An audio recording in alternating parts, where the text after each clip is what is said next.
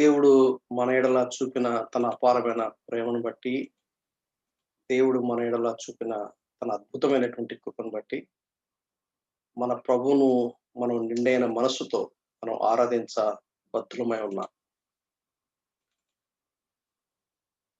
ఈ సంవత్సరము మోటో తన కోసము నిర్ణయించుకొని ఎఫెసీ పత్రిక మొదటి అధ్యాయం నేను చదువుతా ఆ మాటలు 4-6 వరకు ఉన్నాయి. ఎఫెసీ పత్రిక మొదటి అధ్యాయము 4-5 వరకు కలిసినాయి. ఎట్లనగా తన ప్రియుని యందు తాను ఉచితముగా మనకు అనుగ్రహించిన తన కృపామహిమకు కీర్తి కలుగునట్లు తన చిత్త ప్రకారమైన దయా సంకల్పం చొప్పున యేసుక్రీస్తు ద్వారా తనకు కుమారులుగా స్వీకరించుటకై మనలను ముందుగా తన కోసము నిర్ణయించుకుని మనము తన ఎదుట పరిశుద్ధమును నిర్దోషులమై ఉండవలనని జగత్తు పునాది వేవుడకు మునిపే క్రీస్తులో మనలను ఏర్పరచుకొనెను. క్రీస్తులో మనలను ఏర్పరచుకున్నాడు, మనలను ముందుగా తన కోసము నిర్ణయించుకున్నాడు. ఇవి రెండు నిజమే. ఏర్పాటు చేసుకున్నాడు, నిర్ణయించుకున్నాడు. 2వ దినవృత్తాంతాలు 29వ అధ్యాయము 11వ వచనం కూడా నేను చదువుతాను. మీరు దయచేసి మీరు బైబిల్ తీసి చూడండి. నా కుమారులారా, తనకు పరిచారకులై ఉండి ధూపము వేయుచుండుటకును తన సన్నిధిని నిలుచుటకును తనకు పరిచర్య చేయుటకును యెహోవా మిమ్మును ఏర్పరచుకునను గనుక మీరు అశ్రద్ధ చేయకుడి. యోహాను స్వార్త 15వ అధ్యాయం 16వ వచనం కూడా నేను చదువుతాను. మీరు దయచేసి మీ వాక్యాన్ని జాగ్రత్తగా గమనించుతున్నాండి. మీరు నన్ను ఏర్పరచుకొనలేదు, మీరు నా పేరట తండ్రిని ఏమడుగుదురో అది ఆయన మీకు అనుగ్రహించినట్లు మీరు వెళ్ళి ఫలించుటకును మీ ఫలము నిలిచియుటకును నేను మిమ్మును ఏర్పరచుకొని నియమించితిని. ప్రేమల మా తండ్రి, కన్ఫెషన్ టైంలో మీరు చేసిన సహాయం కొరకు మీకు స్తోత్రములు. ఆరాధన సమయంలో మీరు చేసిన సహాయం కొరకు మీకు స్తోత్రం. ఈ చివరి వర్తమానంలో మీ దివ్యమైన సందేశాన్ని మాకు అనుగ్రహించండి. ఈ వాక్యాన్ని ధ్యానం చేసుకోవడానికి మీరు మాకు సహాయం చేయండి. యేసు ప్రభు నామమున ప్రార్థిస్తున్నాం తండ్రి. ఆమేన్, ఆమేన్, ఆమేన్. ఒకసారి ఒకసారి నేను ఒక హెబ్రోన్లో సీనియర్ గాడ్ సర్వెంట్ ని, నాకు పేరు గుర్తులేదు, నేను అడిగాను, ఎందుకన్నా 3 పెడతారు, దాని ఉద్దేశం ఏంటి అని అడిగాను. ఆ పేరు గుర్తు రావట్లేదు, నేను ఎవరిని అడిగానో నాకు తెలియదు, కానీ నాకు ఒక అవగాహన అప్పటి నుంచి కలిగింది. అది వరకు నాకు తెలియదు ఎందుకబ్బా 3 పెడతారు, ఆ 3లో కూడా ఒక మాట రిపీటెడ్ గా వస్తూ ఉంటది, ఏంటి ఉద్దేశం అని. అప్పుడు ఆయన చెప్పినటువంటి మాట ఏంటంటే, ఆ మధ్యలో వచ్చిన చూసారా 2వ దినవృత్తాలు 29:11 ఇప్పుడు ఈ సంవత్సరం కొరకే, నూతన సంవత్సరం కొరకు ఇవ్వబడింది. అది కేంద్రమైందట. ఆ సెంట్రల్ థాట్ అది. దానికి సపోర్టివ్ గా పైది కింది ఇచ్చారండి. అల్టిమేట్లీ ఒకటే థాట్ రన్ అవుతుంది. ఇప్పుడు ఈ 3 వచనాలు కనుక మనం జాగ్రత్తగా ఆలోచిస్తే 3 వచనాల్లో మనకు ఒక పాయింట్ బాగా కొట్టొచ్చినట్టుగా కనపడుతుంది. ఏంటిది అంటే, ఏర్పరచుకున్నాడు. దేవుడు ఏర్పరచుకున్నాడు. దాని గురించే ఆ ఒక్క మాట గురించి ఇవాళ మనము కొన్ని విషయాలు నేర్చుకునే ప్రయత్నం చేద్దాం. దేవుడు నన్ను ఏర్పరచుకున్నాడు. గాడ్ చోజ్ మీ. దేవుడు నన్ను ఎప్పుడు ఏర్పాటు చేసుకున్నాడు? జగత్తు పునాది వేయబడక మునిపే క్రీస్తులో నన్ను ఏర్పాటు చేసుకున్నాడు. ఎందుకు ఏర్పాటు చేసుకున్నాడు? అది ఎఫెసీ పత్రికలో చాలా స్పష్టంగా ఎఫెసీ పత్రికలో ఆయన రాస్తాడు. ఎందుకు ఏర్పాటు చేసుకున్నాడు? ఇక్కడ అంటాడు చూడండి, ఎందుకు ఏర్పాటు చేసుకున్నాడు. నేను మరలా చదువుతాను 4-6. ఎట్లనగా తన ప్రియుని యందు తాను ఉచితముగా మనకు అనుగ్రహించిన తన కృపా మహిమకు కీర్తి కలిగినట్లు దేవుని మహిమకు కీర్తి కలగాలి. తన చిత్త ప్రకారమైన దయా సంకల్ప చొప్పున యేసుక్రీస్తు ద్వారా తనకు కుమారులుగా స్వీకరించటకే మనలను ముందుగా తన కోసం నిర్ణయించుకుని మనము తన ఎదుట పరిశుద్ధులమును నిర్దోషులము. అది దేవుని గాడ్ ఇస్ అ పర్పస్. దేవుడు చూస్ చేశాడు. ఎందుకు చూస్ చేశాడు? God is a purpose. ఒక పర్పస్ ఉంది. ఏమిటి ఆ పర్పస్? అది మనము దేవుని ఎదుట పరిశుద్ధులమును నిర్దోషులమై ఉండాలని జగత్తు పునాది వేయబడక మునిపే ప్రేమ చేత ఆయన క్రీస్తులో మనల్ని ఏర్పాటు చేసుకున్నాడు. ఏర్పాటు చేసుకోవడానికి మోటివేషన్ ఏంటి? దేవుని ప్రేమ. నిన్ను నన్ను ఏర్పాటు చేసుకోవడానికి మోటివేషన్ ఏంటి? నేనేమన్నా మంచోడినా? నేనేమన్నా బాగా చేస్తానా? నేనేమన్నా దేవునికి పనికొస్తానా? నేనేమన్నా అనటానికి ఏం అవకాశం లేదు. ఎందుకు అంటే నేను పుట్టక మునుపే. ఆ మాటకొస్తే ఆదికాండం మొదటి అధ్యాయం మొదటి వచనానికి మునుపే ఆయన నన్ను ప్రేమించినాడు అనే విషయం నాకు అర్థమవుతుంది. ఆయన నన్ను ప్రేమించినాడు అనే విషయము నాకు అర్థమవుతుంది. జగత్తు పునాది వేయబడక మునుపే ఆ విషయం బాగా గ్రహించాలి మనం. అంటే అర్థం ఏంటి? నేను పుట్టక మునుపే, మా గ్రాండ్ ఫాదర్ పుట్టక మునుపే, ఆదాము పుట్టక మునుపే దేవుడు ఒక ప్రణాళిక వేశాడు. ఆ ప్రణాళికలో నీవు నేనున్నాము. నిన్ను నన్ను ఆయన చూసి ఏం చేశాడంటే, ఆయన తనకు కుమారులుగా ఉండడానికి పర్పస్ ఏంటి? ఆయన ఎదుట పరిశుద్ధులమును, నిర్దోషులమే ఉండాలి. మోటివేషన్ ఏంటి? నన్ను ప్రేమించాడు. సో, ఇప్పుడు ఇందులో నాదేం లేదు. అంటే నేను ఆయనకేదో ఇష్టుడిగా ఉంటాను. నేను ఆయనకేదో పెట్టుపోతలు పెడతాను. నేను ఆయన్నేదో బాగా ఆరాధన చేస్తాను. నేను ఆయనకేదో కట్న కానుకలు ఇస్తాను. ఆయన్ని బాగా సేవ చేస్తాను. Nothing of any kind. అందులో నాకు సంబంధించిందేమి లేదు. అంతా దేవుడే. అది దేవుని యొక్క దయా సంకల్పం. ప్రియమైన సహోదరి, సహోదరులారా, ఈ మాటను గనక మీరు క్యాచ్ చేస్తే రెస్ట్ ఆఫ్ ద లైఫ్ మనం ఏం చేస్తామంటే, మన దేవుడి కోసము we will be sold for Christ. మన ప్రభు కోసం మనల్ని మనం ఎంత అంకితం చేసుకుంటాం ఆయన చెప్పిందలా చేస్తాం మనం. ఎందుకంటే ఎప్పుడు దేవుడు నన్ను గుర్తించాడు జగత్తు పునాది వేయబడక మునుపే. Before the foundations of this world కోటాను కోట్ల మంది ప్రజలు ఈ భూమి మీద ఉన్నారు. వాళ్ళందరిలో దేవుడు నన్ను గుర్తించాడు. That's really mind boggling. అంటే ఏంటబ్బా దేవుడు నన్ను కూడా గుర్తించాడా? నా పేరు ఆయనకు తెలుసా? నన్ను రక్షించుకోవాలని, నన్ను రక్షించుకోవడం మాత్రమే కాకుండా, ఒక దౌర్భాగ్యమైన పాపిని ఎటువంటి పరిశుద్ధులుగా దేవుని ఎదుట అసలు ఆ మాట చాలా ఆశ్చర్యం కలిగించిన మాట. తన ఎదుట పరిశుద్ధులమును, నిర్దోషులమై ఉండాలని. ఆ పర్పస్ మీరు గుర్తించండి. దాన్ని ఇంకో చోట కూడా ఇదే థాట్ మీకు చూపిస్తాను. దేవుడు ఏర్పాటు చేసుకున్నాడు. గాడ్ చోజ్ మీ. ఈ సంవత్సరం మనం ముగిస్తూ నూతన సంవత్సరంలో మనం మనం గడుస్తున్న అడుగు పెడుతున్నప్పుడు ఒక పాయింట్ మనకు మాటి మాటికి గుర్తు రావాలేదంటే గాడ్ చోజ్ మీ. దేవుడు నన్ను ఏర్పాటు చేసుకున్నాడు. నంబర్ 1. నంబర్ 2, దేవుడు ఎందుకు ఏర్పాటు చేసుకున్నాడు? ఒక పర్పస్ ఉంది. ఆ పర్పస్ కోసం దేవుడు నన్ను ఏర్పాటు చేసుకున్నాడు. End point, the finished product ఏంటిదంటే నేను ఆయన ఎదుట పరిశుద్ధులుగా, నిర్దోషులుగా జీవించాలి. ఈ పాయింట్ కనుక మాటి మాటికి మనకు ధ్యానం చేస్తా ఉంటే ఎందుకు మోటో 2021 అని పెట్టారు? అంటే అర్థమైందంటే ఇది సంవత్సరం అంతా స్టడీ చేయాలి. యాక్చువల్‌గా మన దగ్గర బిగినింగ్‌లో బాగుంది గానీ, ఇది నాలో మర్చిపోయారు. యాక్చువల్‌గా ఏంటిదంటే, ఈ సంవత్సరం అంతా ప్రతి కనీసం నెలకు ఒక్కసారన్నా గుర్తు చేసుకోవాలి.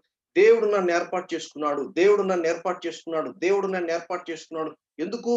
దేవుని ఎదుట నిర్దోషులుగా నేను నిలబడాలి. పరిశుద్ధంగా నిలబడాలి. అది ఆయన దయా సంకల్పం. అది కూడా ఆయన దయా సంకల్పం. ఆ సంకల్పంలో కూడా ఆయన దయ, ఆయన ప్రేమ చేత నన్ను ఏర్పాటు చేసుకున్నాడు. నేను గాబట్టి, నన్ను గాబట్టి అనటానికి అవకాశం లేదు. ఎందుకంటే నేను పుట్టక మునుపే, మా తాత పుట్టక మునుపే, ఆదాం పుట్టక మునుపే దయా సంకల్పము. ఇది మనకు అర్థం గావాలంటే ఒక ప్రోగ్రామ్, దేవునికి ఒక ప్రోగ్రామ్, ఒక ప్రణాళిక, ఒక లైన్ ఆఫ్ థాట్ ఉందన్నమాట. God four new. దేవుడు ముందుగా ఎరిగాడు. దేవుడు నన్ను ఏర్పాటు చేసుకున్నాడు. దేవుడు నన్ను నిర్ణయించుకున్నాడు. దేవుడు నన్ను పిలిచాడు. దేవుడు నన్ను నీతిమంతులుగా చేశాడు. ఇదంతా పాస్ట్ అన్నమాట. ఇప్పుడు ఫ్యూచర్ ఏంటి? ఆయన ఎదుట పరిశుద్ధులుగా, నిర్దోషంగా నిలబడ్డాలంటే ఫ్యూచర్ ఏంటంటే ఆయన పరిశుద్ధపరుస్తాడు, మహిమపరుస్తాడు. కానీ అపోస్తలుడు పౌలు రాసినప్పుడు ఎలా రాస్తారంటే పరిశుద్ధ పరచెను, మహిమ పరచెను అని పాస్ట్ టెన్స్ రాస్తాడు. ఎందుకంటే గ్రీక్‌లో వొకాబులరీలో ట్రాన్స్‌లేట్ చేసేటప్పుడు ఆ గ్రామరు చాలా ఎట్లా ఉంటుందంటే ఇట్లాగైనా రాయొచ్చు, అట్లాగైనా రాయొచ్చు. అందుకనే ఒక వర్షన్ చదువుతున్నప్పుడు ఏం చేయొచ్చంటే డిఫరెంట్ వర్షన్స్ దగ్గర పెట్టుకుంటే ఒక బిగ్ పిక్చర్ మనకొస్తుంది. అటు తెలుగు చదవాలి, అటు ఇంగ్లీష్ చదవాలి. తెలుగులో 2 వర్షన్స్ ఉన్నాయి. టుడేస్ తెలుగు వర్షన్ ఉంది. ఆ పాత 1813 ఎప్పుడో చేశారు. తెలుగు బైబిల్ ప్రింట్ చేశారు. అప్పుడు ఒకటుంది. ఇంగ్లీష్ అయితే చాలా ఉన్నాయి. ఈఎస్‌వి ఉంది, ఆర్ఎస్‌వి ఉంది, కేజేవి ఉంది, ఎన్‌కేజేవి ఉంది, ఎన్‌ఐవి ఉంది, ఎన్‌ఏఎస్‌బి ఉంది. ఇలా డిఫరెంట్ వర్షన్స్ ఉన్నాయి. అన్ని కరెక్టే. ఏది తప్పంటానికి వీల్లేదు. ఎందుకంటే గ్రీక్ లాంగ్వేజ్ గాని, హీబ్రూ లాంగ్వేజ్ గాని very rich language. Very, very rich language. So, దేవుడు నన్ను ముందెరిగాడు. యాక్చువల్‌గా దీని గురించి మాట్లాడడానికి చాలా టైం పడుతుంది. అది ఇంకోసారి ఎప్పుడన్నా మాట్లాడదాం. దేవుడు నన్ను ఏర్పాటు చేసుకున్నాడు. హి చోజ్ మీ. దేవుడు నన్ను ప్రీ డెస్టినీ అర్థం ఏంటి? ఒక డెస్టినేషన్ దేవుడికుంది. ఏంటి ఆ డెస్టినేషన్? End point. నా లైఫ్ ఎండ్ పాయింట్. నేను ఎప్పుడు చచ్చిపోతానో దేవుడికి బాగా తెలుసు. నేను ఇప్పుడు నాకు 62. 62లో చచ్చిపోతానా? 63లో చచ్చిపోతానా? 63.1 ఐ డోంట్ నో. నేను పండుకోవడం ఒకటే నాకు తెలుసు. లేచిన తర్వాత ఓహో! నేను ఇంకా ఇక్కడే ఉన్నానా అనుకుంటాను. లేకపోతే అక్కడ తెరుస్తాను కళ్ళు. సో, కాబట్టి నన్ను ఏర్పాటు చేసుకున్నాడు. ఒక డెస్టినేషన్ ఉంది. ఆ డెస్టినేషన్ ఎండ్ పాయింట్ ఏంటి? దేవుని ఎదుట పరిశుద్ధులంగా, నిర్దోషులంగా కనపడాలి. ఆ డెస్టినేషన్ ఏర్పాటు చేసుకున్నాడు. ఏర్పాటు చేసుకొని ఏం చేసి నన్ను పిలిచాడు. పిలిచాడన్న పాయింట్ 2 విధాలుగా అర్థం చేసుకోవాలి. ఒకటేంటంటే సువార్త ద్వారా నన్ను రక్షించుకోవడానికి పిలిచాడు. ప్రయాసపడి భారం మోసుకొనుచున్న సమస్తమైన వారలారా నా యొద్దకు రండి. నేను మీకు విశ్రాంతి ఇస్తానని పిలిచాడు. ఎవరో నీ కోసం ప్రార్థన చేశారు. ఎవరో నీకు సువార్త చెప్పారు. ఎవరో నిన్ను రక్షణలోకి నడిపించారు. సహాయం చేశారు నడిపించడానికి. అది దేవుడు పిలిచాడు. రెండోది పిలుపు అంటే అర్థం ఏందంటే వొకేషన్ అంటాం. వొకేషన్ అంటే అర్థం ఏందంటే ఈ భూమి మీద జీవించే జీవిత యాత్రలో నువ్వు ఏమై ఉండాలి? ఓ స్త్రీ అయితే స్త్రీకున్నటువంటి ధర్మం వేరే. పురుషుడైతే పురుషుడికున్నటువంటి ధర్మం వేరే. ఆ స్త్రీ గాని, పురుషుడు గాని అయ్యుండి ఓ పర్టిక్యులర్ ఫ్యామిలీలో పెడతాడు. ఓ పర్టిక్యులర్ దేశంలో పెడతాడు. ఓ పర్టిక్యులర్ ఏజ్ గ్రూప్‌లో పెడతాడు. ఫర్ ఎగ్జాంపుల్ మనం ప్రస్తుతానికి 21st సెంచరీలో ఇప్పుడు చెప్పాలంటే 22nd సెంచరీ అని చెప్పాలి. ఈ 21 అడుగుపెట్టిన తర్వాత. ఈ సెంచరీ ఎందుకు మనం 1000 ఇయర్స్ ముందు పుట్టకూడదు? ఎందుకు మనం ఆది సంఘంలో ఉండకూడదు? ఆ ప్రశ్న మనం వేయకూడదు. దాని గురించి నేను తర్వాత చెప్తాను. దేవునికి ఒక ప్రణాళిక ఉంది. ఆ ప్రణాళిక చొప్పున ఇండియాలో ఉండాలి, హైదరాబాద్‌లో ఉండాలి, బడంగపేటలో ఉండాలి, లేకపోతే ముంబైలో ఉండాలి, లేకపోతే చెన్నైలో ఉండాలి, వైజాగ్‌లో ఉండాలి. ఈ హైదరాబాద్‌లో కూడా ఈ పలానా చోట ఉండాలి, పలానా పేరెంట్స్‌కి పుట్టాలి. నువ్వు నీ ఎత్తింత ఉండాలి, నీ నీ నీ నీ డీఎన్ఏ ఇలా ఉండాలి. ఆ డీటెయిల్స్ అన్నీ గాడ్ హస్ ప్లాన్డ్ ఏది అనుకోకుండా హఠాత్తుగా జరగలేదు. ఆ విషయాన్ని గుర్తుపెట్టుకోండి. దీన్ని మనం ఏమంటామంటే దేవుని సార్వభౌమత్వము, గాడ్స్ సావరిటీ అంటాం. నన్ను సువార్త ద్వారా పిలుస్తాడు. దేవుడు నా కొరకు ఒక ప్రణాళిక. నువ్వు ఫుల్ టైమ్‌లో ఉండాలా? లేకుంటే ఒక ఎంప్లాయీగా ఉండాలా? ఒక వ్యాపారం చేయాలా? లేకపోతే ఇల్లాలుగా ఉండాలా? నువ్వు ఏం చదువుకో ఈ డీటెయిల్స్ అన్నీ కూడా దేవుడు ఏం చేస్తాడు? ఒక ప్రణాళిక ఉంది. అది ఇర్మియా 29:11 అంటాడు. ఆయన ప్రణాళిక ఆయన మనకు కీడు చేసేవి కాదు. మేలు చేయడానికి ఆయన ఒక ప్రణాళిక ఉంది. ఆ ప్రణాళిక చొప్పున ఆయన ఏర్పాటు చేసుకుంటాడు, నిర్ణయిస్తాడు, పిలుస్తాడు. పిలిచిన తర్వాత నీతిమంతులుగా తీస్తాడు. పిలవటం అంటే సువార్త ద్వారా పిలుస్తాడు. పిలిచిన తర్వాత ఏం చేస్తారంటే మనం పాపులమైన మనము నువ్వు నీతిమంతుడు అంటాడు. ఎక్కడి నుంచి వచ్చింది నీతిమంతత్వము?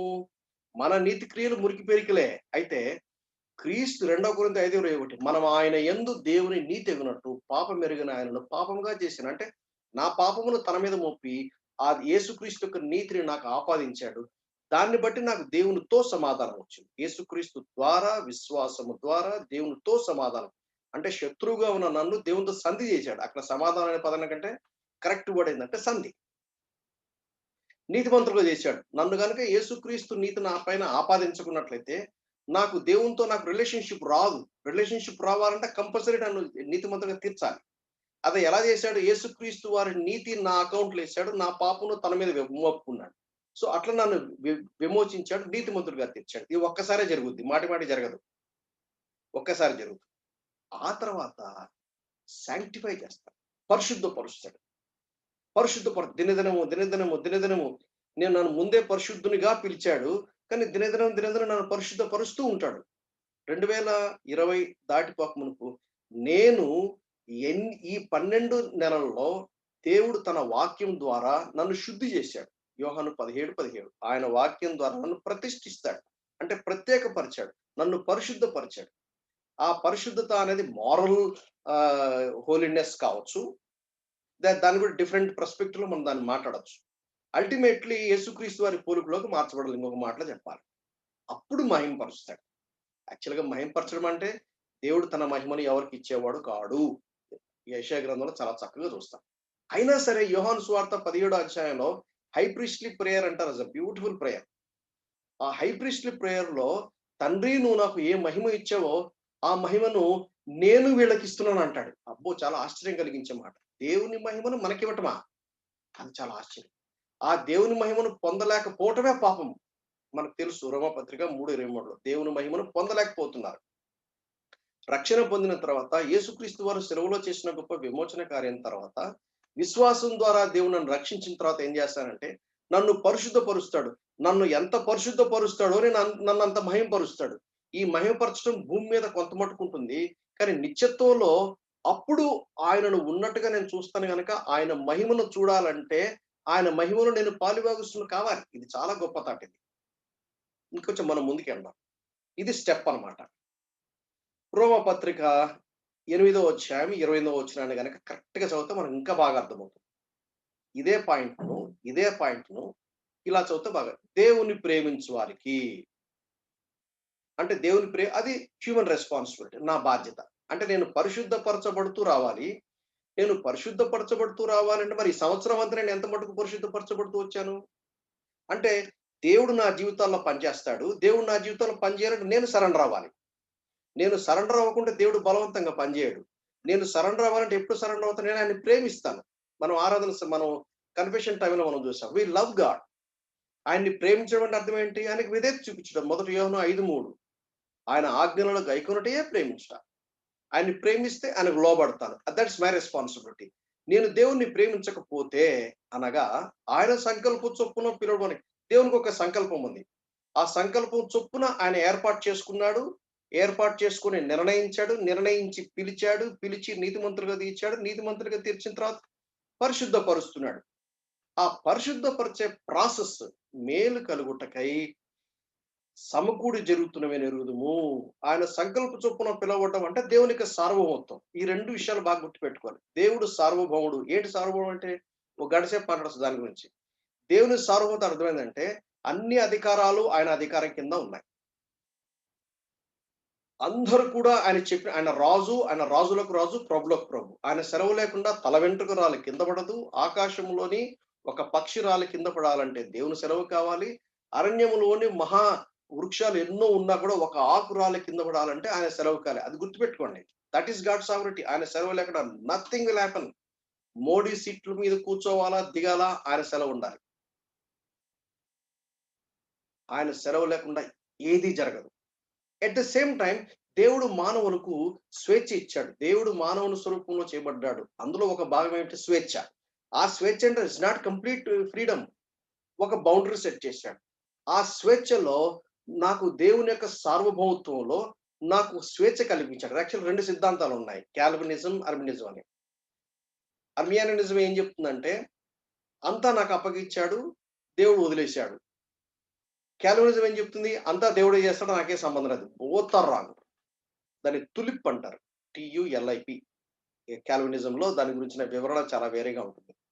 కాబట్టి ఇక్కడ మనం గ్రహించాల్సింది ఏంటంటే దేవుని ఏర్పాటులో నేను ఇప్పుడు ఈ సందేశం ఏంటంటే దేవుని ఏర్పాటులో నువ్వు ఫిట్ అవ్వాలి. ఈ సందేశాన్ని వింటున్నప్పుడు మనం 2 కోణాల్లో ఆలోచించాలి. వెనక్కి తిరిగి చూసినప్పుడు ఆయన సంకల్పంలో ఫిట్ అవ్వకుండా ఎక్కడెక్కడ జారిపోయానో వాటి విషయంలో మనం పశ్చాత్తాపడాలి.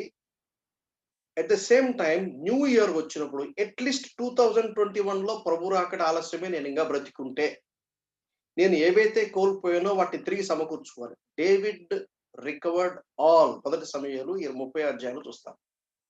సిక్లగులో అమాలేకీయులు దోచుకొని దావీదు ఆయనతో పాటు ఉన్నటువంటి దాదాపు ఒక 250, 350 మంది వారి భార్య పిల్లలు మొత్తం తీసుకుని పోయాడు. అప్పుడు దావీదును రాళ్లతో కొట్టపోతే దావీదు తన దేవుడైన యెహోవాను బట్టి ధైర్యం తెచ్చుకున్న అద్భుతమైనటువంటి మాట మనం చూస్తాం. మళ్ళా పోతాడు. ఆయన మొత్తం హీ రికవర్డ్ ఆల్. అది జరగాలి. 2020లో ఏదైతే కోల్పోయానో 21లో I must recover all. That is our target. అదే అపోస్తలుడు పౌలు ఫిలిప్పీ పత్రిక 3వ అధ్యాయంలో మనం చూస్తాం 12, 13, 14.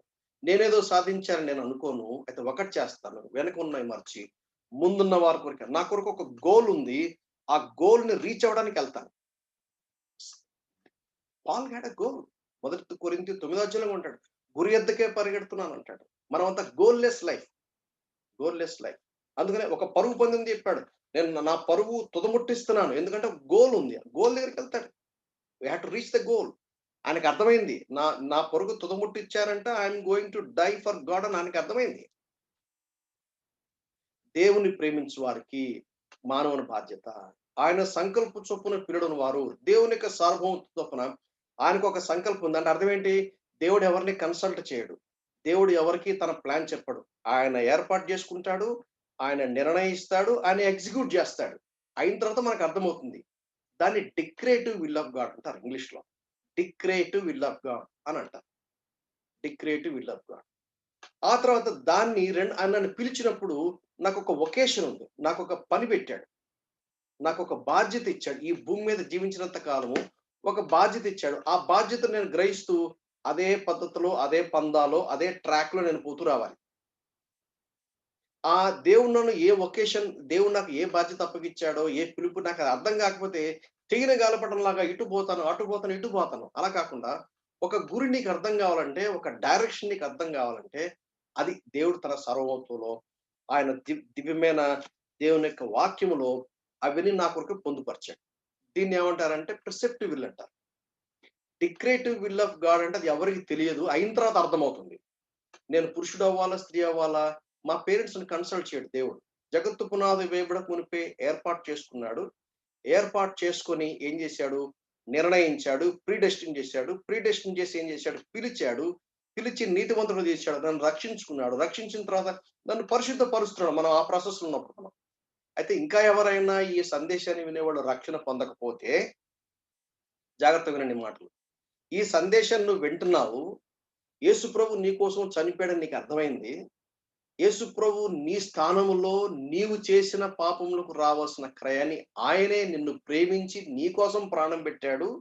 నిన్ను పిలుస్తున్నాడు. ఏమని? ఎందుకు నువ్వు అనవసరంగా నరకానికెళ్తావు? నువ్వు చేసిన పాపములను బట్టి నువ్వు నరకానికి పోవాల్సిందే. దేవుని ఉగ్రత నీ నెత్తి మీదుంది. అయితే నిన్ను ప్రేమించి నిన్ను రక్షించడానికి నీ కోసం నేను ప్రాణం పెట్టానని చెప్పి దేవుడు నిన్ను ఆహ్వానిస్తున్నటువంటి ఆ పిలుపు నీకు కరెక్ట్‌గా అర్థమైతే నువ్వు స్పందించాలి. ఏంటి స్పందించడం అంటే, అయ్యో ప్రభువా! నిజమే ప్రభువా! నేను పాపినయ్యా. నన్ను క్షమించండయ్యా. నిజానికి నేను శిక్ష భరించాలి. నేను నిత్య నరకానికి పోవాల్సిందే. నాకు వేరే గత్యంతరం లేదు. ఎందుకంటే నేను ఆధ్యాత్మికంగా చచ్చిన స్థితిలో ఉన్నాను. నేను దౌర్భాగ్యమైన, దిక్కుమాలిన, డిప్రేవ్డ్ కండిషన్‌లో ఉన్నాను. నాకు నరకమే తప్పదు. అయితే నన్ను నువ్వు ఎంత ప్రేమించావంటే, నేను చెల్లించవలసిన క్రయాన్నంతా నాకు బదులుగా సిలువలో 2000 సంవత్సరాల క్రితం చెల్లించావు. నీ వాక్యంలో చెప్పబడిన సత్యం ముమ్మాటికి నిజం. నేను నమ్ముతున్నాను. నన్ను క్షమించండి అని 1 యోహాను మొదటి అధ్యాయం 9వ వచనం ప్రకారంగా పాపములు ఒప్పుకుంటే ఆయన నమ్మదగినవాడు, నీతిమంతుడు గనుక పాపములు క్షమించి నిన్ను సమస్త దుర్నీతి నుండి పరిశుద్ధులుగా చేస్తాడు. నీతిమంతులుగా చేస్తాడు. అప్పుడు దేవుని కుటుంబంలోకొస్తావు. దేవునితో సహవాసం ఉంటుంది. అప్పుడు ఆయనతో కలిసి వెలుగులో నడవడానికి అవకాశం ఉంది. అప్పుడు ఆయన సంకల్పం ఏంటి? నేను ఎందుకు పిలిచాడు? నిన్నేం చేయమంటున్నాడు? నీ నీ చుట్టూ ఉన్నటువంటి పరిస్థితులు ఏంటి? అవన్నీ కూడా నీకు తేట తెల్లం చేస్తాడు. అప్పుడు సమస్తమును సమకూర్చి జరిగించుచున్నాడని కింద రాస్తాడు రోమా 8:28లో. సమకూడి జరుగుతున్నవని ఎరుగుదువని రాయబడింది కదా! ప్రాచీన ప్రతులలో సమకూర్చి జరిగించుచున్నాడు. అంటే God organises all things to work together for hour good. నీకొక అవమానమైందా? నీకొక బాధ అయిందా? నీకొక లాస్ అయిందా? నీకొక హెల్త్ ప్రాబ్లమ్ వచ్చిందా? నీకొక అపోజిషన్ వచ్చిందా? నీకొక నీ నీవు నీవు నీవు నీకొక ఛాలెంజ్‌ని ఎదుర్కొంటున్నావా? అది నీకు చాలా వింతగా, కొత్తగా ఉండొచ్చు. దేవుడికి ఏవేమి వింత కాదు. అయితే దేవుడు నీ జీవితంలో దేవుని యొక్క పర్ఫెక్ట్ విల్ ఉంటది. పర్మిసివ్ విల్ 2 ఉంటాయి మళ్ళా. God's perfect will and God's permissive will. ఏంటి గాడ్స్ పర్ఫెక్ట్ విల్? ఈ వాక్యానుసారంగా ఉండాలి. That's God's perfect will. దేవుడు వాక్యం నీకు ముందే పెట్టాడు. ఏం చేయాలి? ఏం చేయకూడదు? ఎవరితో సహవాసం చేయొచ్చు? ఎవరితో సహవాసం చేయకూడదు? నువ్వు ఎలా ఉండాలి? నీ నీ నీ ఐడియాలజీ ఎలా ఉండాలి? నీ థింకింగ్ ప్యాటర్న్ ఎలా ఉండాలి? అన్నీ దేవుడు తన వాక్యంలో మన కొరకు పొందుపరిచాడు. మనం ఏం చేయాలి? దీన్ని జాగ్రత్తగా చదువుకొని ఆ చొప్పున గనక మనం చేస్తే పర్ఫెక్ట్ విల్ ఆఫ్ గాడ్ మన జీవితంలో నెరవేర్చబడుతుంది. ఏంటి పర్ఫెక్ట్ విల్ అంటే? జగత్తు పునాది వేయబడకునిపై దేవుడు ఏ ప్లాన్ ఉందో, ఏ పర్పస్ ఉందో, ఎందుకని ఏర్పాటు చేసుకున్నాడో దాంట్లో నేను ఫిట్ అవుతాను. కానీ ఇందులో ఈ వాక్యానికి లోబడాలా? లోబడకూడదా? ఎవరు చెప్పాలి? నేను తీర్మానం చేయాలి. నేనేం చేయాలంటే అది దేవుని ప్రేమించడం. అయ్యా! నువ్వు యూ ఆర్ పర్ఫెక్ట్ గాడ్. నీ జ్ఞానం చాలా గొప్పది. నీ శక్తి చాలా గొప్పది. నీ ప్రేమ చాలా గొప్పది. నువ్వు ప్రణాళిక కలిగి ఉన్నావంటే అది చాలా బెస్ట్ ప్లానే. కాబట్టి నా ప్లాన్ నేను సరెండర్ చేస్తున్నాను. నా ఆలోచనలు నేను సరెండర్ చేస్తున్నాను. నీ ప్లాన్‌లోకి నేను ఫిట్ అవ్వడానికి ఇష్టపడుతున్నాను అని చెప్పి దేవుని యొక్క వాక్యాన్ని గనక సంపూర్ణంగా లోబడితే, ఏ వాక్యము నీకు అర్థమైందో, ఏ వాక్యాన్ని దేవుడు నీకిచ్చాడో, ఆ వాక్యాన్ని గనక లోబడితే, అప్పుడు దేవుడు ఏం చేస్తారంటే, God will take control of all your situations. He will organises. ఎలా ఆర్గనైజ్ చేస్తారంటే బెస్ట్ ఎగ్జాంపుల్ నేను చెప్తాను. మొర్దెకై రాజు గారి ప్రాంగణం బయట ఆయన అక్కడ ఉండేవాడు. హామాను వెళ్తుంటే అందరూ సాగిలపడి దండం పెడతారు. కానీ మొర్దెకై సాగిలపడి యూదుడు చేయడు. దేవుడికి తప్ప ఎవరికి సాగిలపడి దండం చేయడు. అందరూ సాగిల పడుతున్నాడు, యూదుడు ఈయన సాగిల పడ్డంలా. అంటేనే హామాను ఎంక్వైరీ చేశాడు ఎవడు ఈవిడని. అగాగీయుడు కదా, అమాలేకీయుల ట్రైబ్ నుంచి వచ్చినోడు, ఆ సంతానమైన వాడు. ఈయనకు అర్థమైంది యూదుడా, వాడిని మొత్తం లేపేయాలి, యూదుడు మొత్తం సమూల నాశనం చేయాలని పెద్ద ప్లాన్ వేశాడు. ముందు ఏం చేద్దామంటే ముందు వీడిని లేపేద్దామని చెప్పేసి పెద్ద ఉరికోయే ఊహించి తయారు చేయించి పెట్టాడు. అంతకు మునిపే రాజును మీద ఒక స్ట్రాటజీ జరిగింది, ఒక అసాసినేషన్ అంటారు ఇంగ్లీష్ లో. ఆయన ఏదో విధంగా హతమారుదాం అనుకున్నాడు. ఈ విషయం ఈయనకి తెలిసి రాజుకి ఇన్ఫర్మేషన్ త్రూ ఎస్తేర్ ద్వారా పంపిస్తాడు. రాజు ఎంక్వైరీ చేస్తే మొర్దెకై చెప్పింది కరెక్ట్ ఏంటి, ఇమీడియట్ గా ఏం చేయాలంటే మొర్దెకైకు బహుమానం ఇవ్వాలి. కానీ రాజు మర్చిపోతాడు. ఎందుకు మర్చిపోయాడు? God is in control. సామెతలు 21 ఉంది, యెహోవా చేతిలో రాజుల హృదయాలు నీటి కాలువలు ఉన్నాయంట. ఆయన ఎటు తిప్పితే అటు పోతాడు. రాజులు దేవుని కంట్రోల్ ఉన్నారు. ఏ రాజనే కానివ్వండి, ఏ రాజనే కానివ్వండి. ఆ తర్వాత స్టోరీలో మనం ఏం చూస్తామంటే, ఇప్పుడు మొర్దెకై పెద్ద ఉరికొయ్య తయారు చేసి, మొర్దెకై కోసం పెద్ద ఉరికొయ్య తయారు చేసి హామాను రాజుగారి దగ్గరికి వస్తున్నాడు. ఎందుకంటే హామాను చెప్పిందే వేదం. హామాను ఏం చెప్తే పని అయిపోద్ది అనమాట. ఆ స్థాయిలో ఉన్నాడు. అయితే అంతకుముందు రాజుకు నిద్ర పట్ల. రాజుకు నిద్ర పట్టాలా, నిద్ర పట్టకూడదా దేవుని ఆధీనంలో. దానియేలు గ్రంథం తర్వాత సూపర్ అన్నమాట. దేవుడు సార్వభౌమత్వం అర్థం కావాలంటే దానియేలు గ్రంథం బాగా స్టడీ చేస్తే బ్రహ్మాండంగా అర్థమవుతుంది. ఆయన ఎవరిని కూర్చోపెడతాడో వాళ్ళని కూర్చోపెడతాడు, ఎవరిని పడద్రోస్తాడో పడదు. అదే 11వ అధ్యాయంలో అపోస్తలుడు పౌలు అంటాడు, ఆయన తన ప్రణాళిక చొప్పున ఎవరు ఏం చేయాలో మొత్తం నిర్ణయిస్తాడు, అది ఎగ్జిక్యూట్ చేస్తాడు. సరే, రాజుకు నిద్ర పట్టలేదు. ఈ లోపల ఏమన్నాడంటే, అరే ఒకసారి హిస్టరీ చదువుదాం, అయిన పట్టరాయా అని చెప్తే పట్టుకొస్తే అందులో ఏముంది, మొర్దెకై చేస్తుంది. అప్పుడు ఎప్పుడో ఇచ్చి ఉంటే కథ వేరే ఉండదు, కానీ ఇవ్వలా. ఎందుకు ఇవ్వలేదు? God has a purpose. అందుకనే దేవుడు నాకు ఏదన్నా బహుమానం ఇవ్వలేదంటే వెతికి వెతికి వెతికి ఆ బహుమానం కోసం నేను ఆరాటపడకూడదు. దేవుడు అందుకనే నిన్ను ప్రేమించిన వాడిలా దాచించిన మేలు ఎంతో గొప్పదంటాడు కీర్తనకారుడు. కొన్ని మేలు దాచిపెడతాడు. ఎప్పుడు ఓపెన్ చేస్తాడు అప్పుడు ఓపెన్ చేస్తాడు. ఎప్పుడు ఇస్తాడు అప్పుడు ఇస్తాడు. గుర్తుపెట్టుకోండి, God's timings are best timings. ఎప్పుడు కూడా ఆరాటపడి తొందరపడి సతాయించొద్దు. మనం ప్రార్థన చేసినప్పుడు ఏమని ప్రార్థన చేయాలంటే, అయ్యా నీ సమయంలో నాకు ఇవ్వు, నువ్వు ఏది ఇద్దాం అనుకుంటున్నావు అదే నాకు ఇవ్వు అని మనం ప్రార్థన చేయాలి. నాకు ఇది ఇచ్చేయి, నాకు ఇది ఇచ్చేయి, నువ్వు దేవుడు అయితే చేయని సతాయించొద్దు. ఇశ్రాయేలు సతాయించారు. వాళ్ళు వాళ్ళు నాన్ వెజిటేరియన్ వచ్చింది, పళ్ళల్లో ఉండగానే వాళ్ళు నాశనం అయిపోయారు. సరే, నిద్ర పట్టలేదు, చూశాడు. ఇప్పుడు మొర్దెకైకు బహుమానం వేయాలి, ఏ ఇస్తే బెటరు? వెంటనే ఎవరున్నారు అక్కడ, లేకపోతే వెంటనే అక్కడ రెడీగా ఉన్నాడు. ఆయన వచ్చింది ఎందుకు? ఈ మొర్దెకైని ఉరికొయ్య మీద ఎక్కిద్దామని. కానీ ఇప్పుడు రాజు లోపల ఆయన రమ్మంటున్నాడు. ఎందుకు రమ్మంటున్నాడు? ఇది హామానుకు తెలియదు. రాజు అడిగాడు విచిత్రంగా, అవును రాజు ఎవరినన్నా కనపరచాలంటే ఏం చేస్తే బెటరు అంటే, హామాను ఏమనుకున్నాడు, నేను కాక ఇంకెవరున్నారు అని పెద్ద లిస్టు చదివాడు. ఇదంతా మొర్దెకైకి చెప్పు అన్నాడు. ఫినిష్. ప్లేటు తారుమారైపోయింది. ప్లేట్ తారుమారైపోయింది. నాకు అర్థం కాల. ఎస్తేరు రాజు గారిని భోజనం పిలిచినప్పుడు ఫస్ట్ టైం చెప్పేయచ్చు కదా, చెప్పలా. సెకండ్ టైం చెప్పేయచ్చు కదా, చెప్పలా. టైమింగ్స్. ప్రియమైన సహోదరి సహోదరులారా, try to understand the timings of God.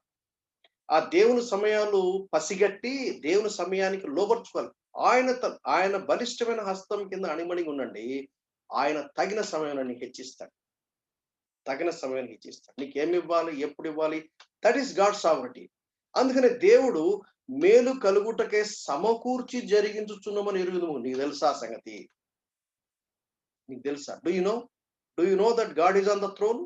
Do you know that God rules and over rules? It is true. ప్రస్తుతానికి యుగ సంబంధమైన దేవత పరిపాలిస్తుంది, నిజమే. అయితే దాని మీద దేవుడు సార్వభౌముడు సంగతి నీకు తెలుసా? దేవుని సార్వభౌమతను నమ్మడం చాలా ప్రాముఖ్యమైనది. ఆ విషయాన్ని మనం అర్థం చేసుకోవాలి. సమకూర్చి జరిగించుచున్నాడు అని ప్రావిడెన్స్ అంటారు. For your kind information, providence is more than a miracle.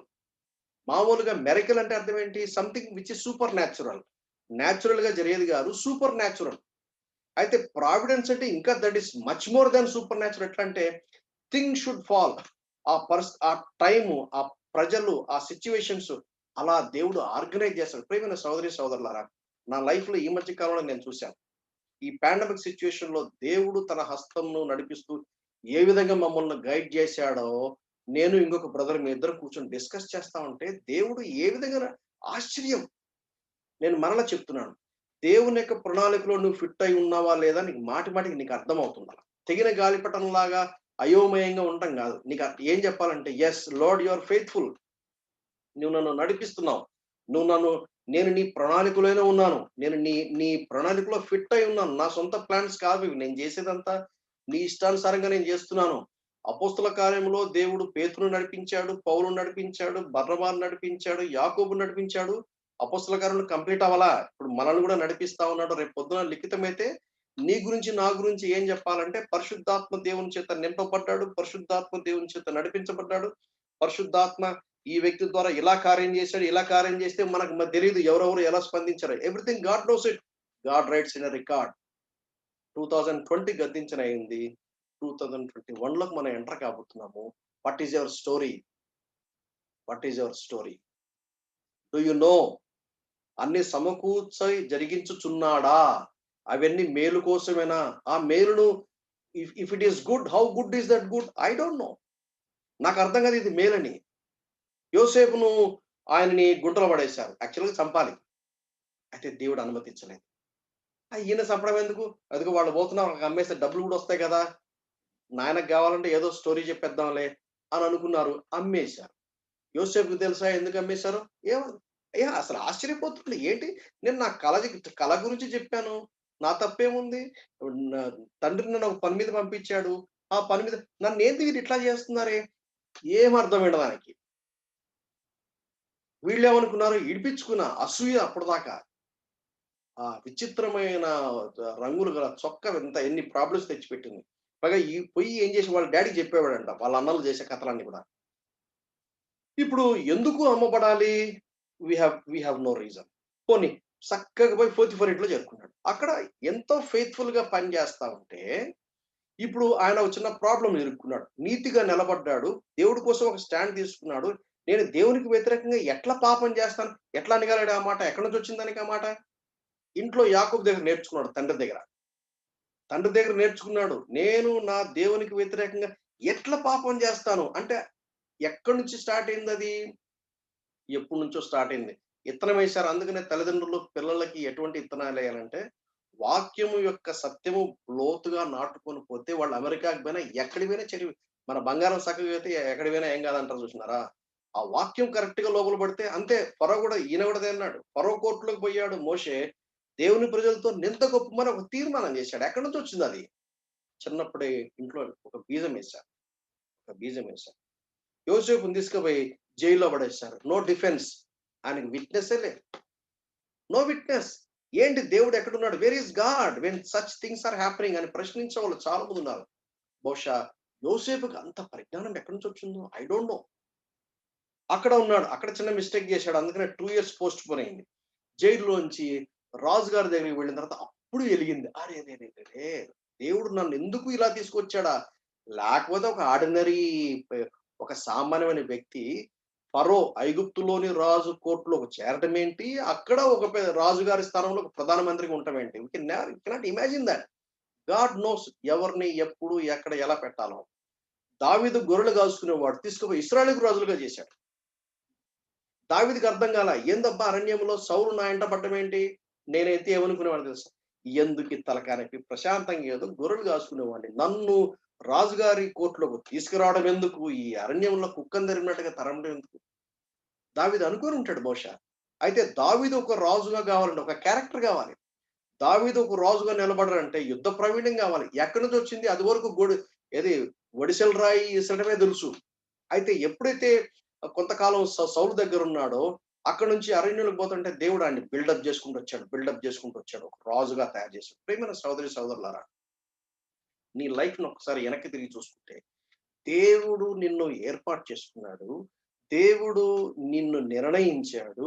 దేవుడు నిన్ను పిలిచాడు. దేవుడు నిన్ను నీతిమంతుడిగా చేశాడు. నిన్ను పరిశుద్ధపరుస్తున్నాడా?